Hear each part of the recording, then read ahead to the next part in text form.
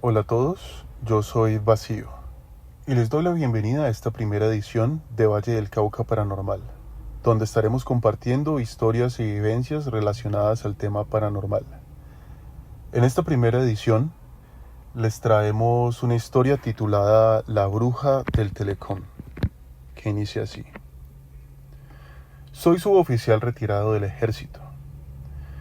A principios de los 90, recién me habían ascendido a cabo primero y había sido enviado a una misión como comandante de contraguerrilla en una base de montaña cerca de Ginebra Valle. Mi misión era coordinar ejercicios de patrullaje, monitoreo de esa zona y soberanía de la misma. Llegué motivado a cumplir con la misión, pues estaba joven y rebosante de patriotismo en esa época. Por aquel entonces tenía una novia, quien ahora es mi esposa, en la ciudad de Buga, y nos comunicábamos por teléfono fijo, ya que en esa época no existían o pues nosotros no conocíamos los celulares.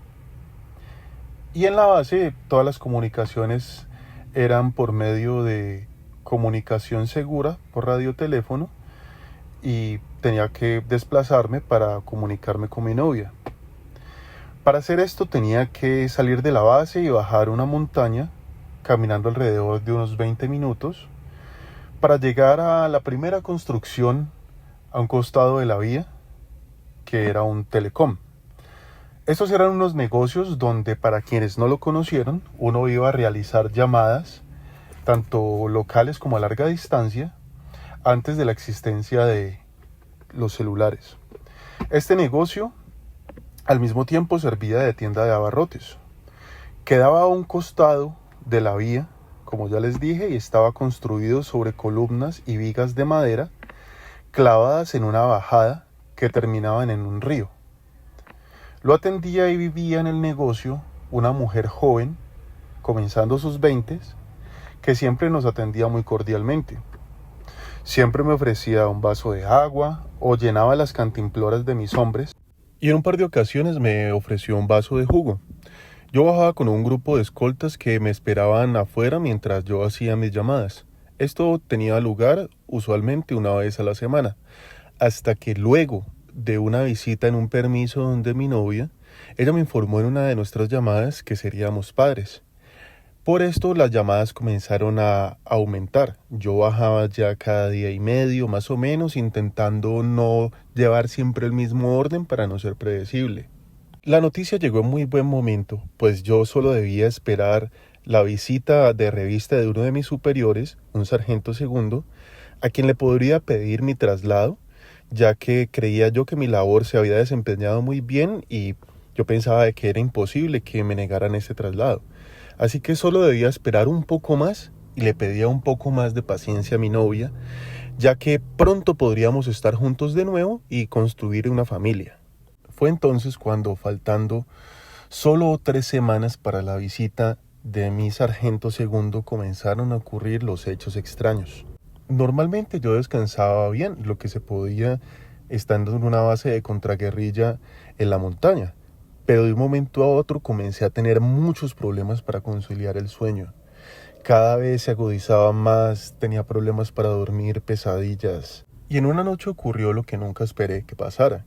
Estaba yo durmiendo y de un momento a otro sentí que me dieron un correazo en la espalda con mucha fuerza. Sentí unos pasos en el cuarto, prendí la luz, pero no había nadie. Salí corriendo enfurecido a preguntarle a los centinelas a quién habían visto caminando fuera de los camarotes a esa hora. Ellos me dijeron que a nadie, así que les solicité que inmediatamente tenían que encontrar quién estaba por fuera de los camarotes y no era parte de los centinelas. Estos me respondieron que al parecer nadie se encontraba por fuera de sus camarotes, así que ordené que debían salir de sus camarotes todos a esa hora y debían formar hasta que me dijeran quién había sido el responsable por esta falta de respeto en contra de su comandante. Cosa que nunca sucedió. Casi nos amanecemos sin que nadie confesara el hecho de haber sido responsable por esto. Así que tuvimos que dejarlo pasar en esa ocasión y yo quedé disgustado con los centinelas. Ordené que pusieran centinelas afuera de mi cuarto Y de nuevo pasaron unas noches en relativa tranquilidad, hasta que 3 días después sucedió de nuevo. Estando yo profundamente dormido, me golpearon fuertemente en la espalda, y esta vez sentí que además de los golpes estaban riendo de mí. Así que enfurecido salí de mi cuarto a preguntarle a los centinelas del pasillo a quién habían visto moverse afuera de mi habitación. Cuando estos me respondieron que no habían visto a nadie, enfurecí muchísimo más, pues pensé que definitivamente mis hombres se habían puesto en mi contra y estaban todos tratando de que no pasara favorablemente la revista con mi segundo. Esto me enfureció y me sentí traicionado por ellos. Sentí que definitivamente con el pasar de los días desconocía más a mis hombres y me sentía más cansado, agotado y con peor ánimo. A los centinelas de esa noche los castigué y las noches siguientes ordené que dentro de mi dormitorio tenían que pasar la noche un centinela apostado junto a la puerta y otro junto a la ventana. Pasaron unos días nuevamente. Los hombres de la base comenzaron a notarse visiblemente cada día más preocupados por mí. Incluso llegaron a decir que no parecía ser el mismo de siempre. Yo por mi lado debo reconocer que cada vez mis castigos, por mi parte debo reconocer que los castigos cada vez fueron más severos, pues pensaba que de verdad me estaban faltando mucho al respeto y no era algo que como comandante pudiese tolerar. Afortunadamente, aunque en ese momento no lo pensé así, la visita de mi segundo se adelantó unos días. Si bien yo pensaba que él llegaría un viernes, llegó un día lunes. Se adelantó al parecer para que no estuviese yo plenamente preparado para la visita o para ver si tal vez encontraba algo fuera de lugar. Afortunadamente para mí yo tenía todo en orden y toda la base se encontraba bien, exceptuando por el problema nocturno que habíamos estado teniendo las últimas semanas. Mi segundo llegó en compañía de 2 soldados en un jeep en horas de la tarde. Para mi sorpresa, mi segundo me informó que se quedaría a dormir esa noche en la base y pasaría la revista en horas de la mañana. Esto me tomó muy por sorpresa, esperaba la revista en horas del día y pues más con la situación que estábamos viviendo en las noches. Al pasar de las horas, la situación en la base se fue poniendo más tensa. Los soldados, ya acostumbrados a la extraña rutina, no sabían cómo disimular en frente de mi segundo y de sus hombres la situación que estaba pasando. Yo les ordené organizar un dormitorio para mi segundo y sus hombres y no hablar al respecto. Mi segundo resultó ser un hombre en sus 40s, al parecer una persona del campo, lo que diríamos un hombre del monte. Parecía haber visto muchas cosas y saber mucho de muchas otras cosas. Entonces fue inevitable que él notara la situación extraña y lo tenso que se iba notando el ambiente en las horas de la noche. Entonces le ordenó a uno de mis hombres informarle de la situación. Pues fue inevitable, ya que por superioridad de rangos le tenía que informar. Y muy al contrario de enojarse conmigo y pasar un mal informe, se acercó a mi cuarto y me preguntó, me dijo que le explicase yo la situación. Yo le conté mi punto de vista y él me explicó que los soldados decían que yo no era la misma persona desde que había llegado a la base. Había cambiado mucho mi personalidad, mi trato con ellos, y entonces él estaba preocupado y me preguntó en dónde yo había recibido algo de comer o tomar, además de en la base a los soldados. Y pues yo le informé que solamente fue a la mujer del telecom. Él me dijo que los soldados también le habían dicho que tenían algunas sospechas de que ella pudiese estar haciendo algo contra mí, y pues la verdad yo no entendí en ese momento a qué se referían. Él me preguntó a qué distancia estaba aproximadamente el telecom de la base y yo le dije que a unos 20 minutos caminando. Me dijo que entonces debía preparar unos 10 hombres y estar listo a la medianoche, pues íbamos a salir a hacer algo. Solamente fue lo que me explicó. Yo realmente no entendía en ese momento cuáles eran las intenciones de mi segundo. Entonces, llegada la medianoche, me encontraba yo esperándolo, formado con mis hombres. Él salió sencillamente, olía a algún perfume extraño, pero no me percaté bien de qué se trataba. Bajamos sigilosamente, sin linternas, hacia el telecom. Cuando llegamos vimos que estaba apagado todo. No había luces, ni en la parte que era la vivienda, ni en el negocio.